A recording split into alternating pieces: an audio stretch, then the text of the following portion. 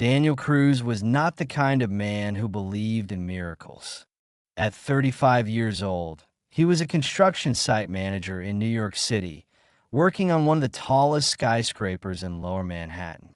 For him, life was all about schedules, contracts, deadlines, and the constant pressure of ensuring the towering steel frame above the skyline stayed on track for completion. Raised in a Catholic family in New Jersey, Daniel had long drifted from the faith. He went to church occasionally to please his mother, but prayers felt like empty words to him. He didn't hate God, he just didn't see the point. To Daniel, the world was built by grit, sweat, and determination, not divine intervention. But life, as he would learn, has a way of shaking even the firmest beliefs. The project Daniel oversaw was a 70-story glass and steel tower, a monument to modern ambition. The workers called it the Needle because of the way it pierced the clouds on misty mornings. It was mid-autumn when the weather began to shift. Dark clouds rolled over Manhattan, winds howled, and the forecast warned of heavy storms. But deadlines didn't care about forecasts, and Daniel, pressured by investors, insisted the crew keep working. That afternoon, as the wind whipped harder and harder against the scaffolding, a few workers muttered uneasily about climbing higher. "This ain't safe, boss," Luis, one of the foremen, said, gripping his hard hat as a gust nearly pulled it away. Daniel waved him off. "We're behind schedule. The weather will pass. Just keep moving."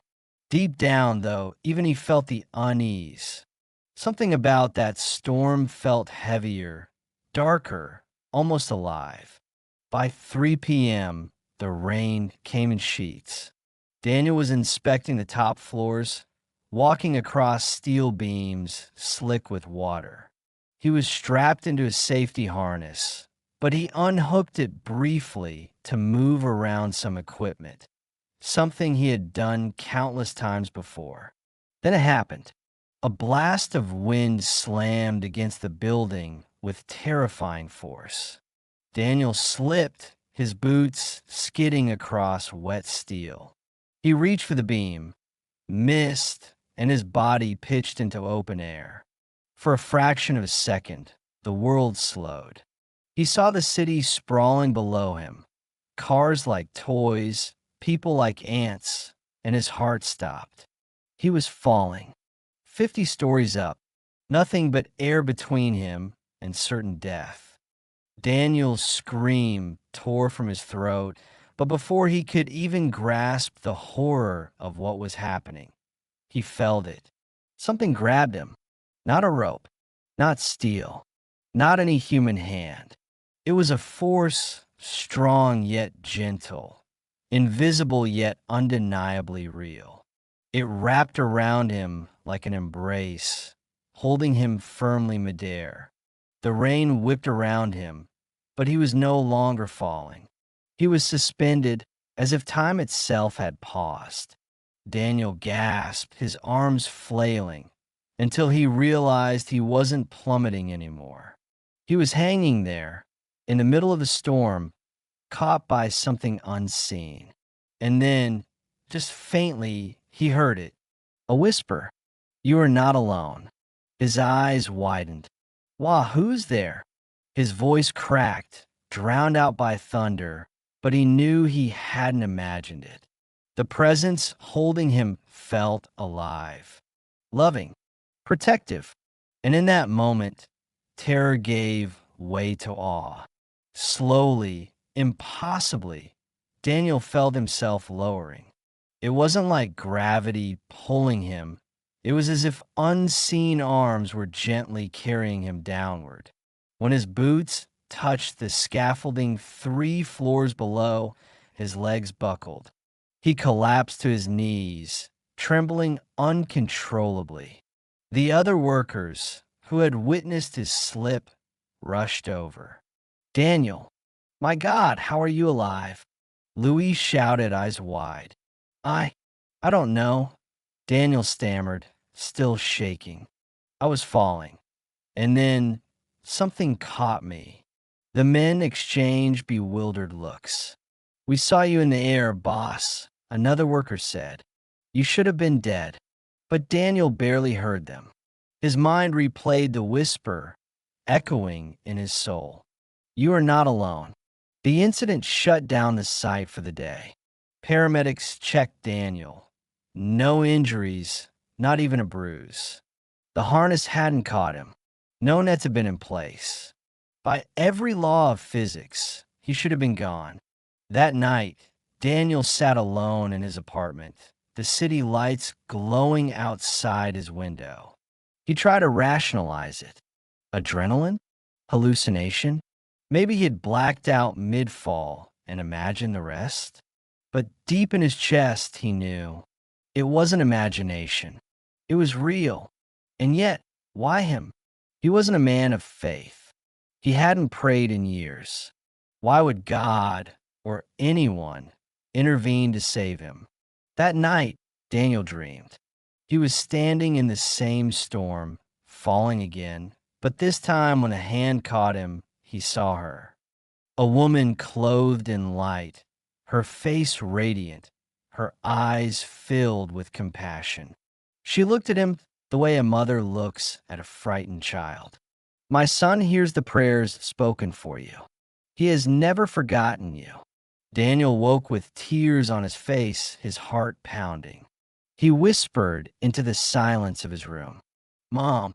The next day, Daniel drove across the river to visit his mother in Jersey. She was in her 70s, frail but sharp-eyed. When she saw him at her door, she smiled warmly. You look like you've seen a ghost, Mijo, she teased. Daniel swallowed hard. Mom, have you been praying for me? She blinked, surprised. Every single day, I've asked Our Lady to protect you since you were a boy, especially since you started that dangerous job. His throat tightened. Mom, something happened. He told her everything. The fall, the unseen hand, the whisper, the dream. By the time he finished, his mother's eyes were wet. She reached in her pocket and pulled out a worn set of rosary beads. This, she said, placing it in his hand, is what held you. Our Lady never lets go of her children.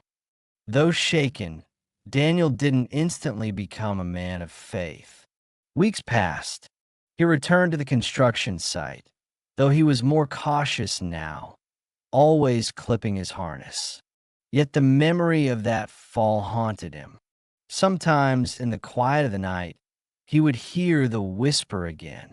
You're not alone. It unsettled him, but also drew him. He began attending Mass with his mother again, sitting quietly in the pew, unsure what to believe. Part of him resisted, clinging to his skepticism. But another part, the part that had felt the unseen embrace, longed to know more. Months later, on the feast of Saint Michael the Archangel, Daniel attended Mass in his parish church. During the consecration, as the priest lifted the host, Daniel felt it again, the presence, that same force that had held him on the scaffolding. Only now, it radiated from the altar. His chest tightened. Tears filled his eyes. For the first time since childhood, he whispered a prayer. Lord, I believe. Help my unbelief. And in the stillness of his heart, he heard it again. You are not alone. From that day, Daniel's life shifted. He wasn't perfect. He still had doubts, struggles, and fears, but his heart had been pierced. He began praying the rosary with his mother, finding peace in the repetition of the Hail Marys. He went to confession for the first time in 20 years. He even started volunteering at the parish, helping maintain the old church building on weekends. To the outside world, he was still the same hard-working construction manager. But inside, he was a man who had been caught, not just from a fall, but from the abyss of disbelief. Years later, when the skyscraper was finally completed, Daniel stood at its top floor, looking out over the city skyline. He thought of that stormy day, the moment his life had hung between heaven and earth. He knew now that it hadn't been luck or chance. It had been a gift, an invitation. When coworkers asked him about it, he no longer shrugged it off. Instead, he told the story openly. "I should be dead," he would say, "but an unseen hand caught me.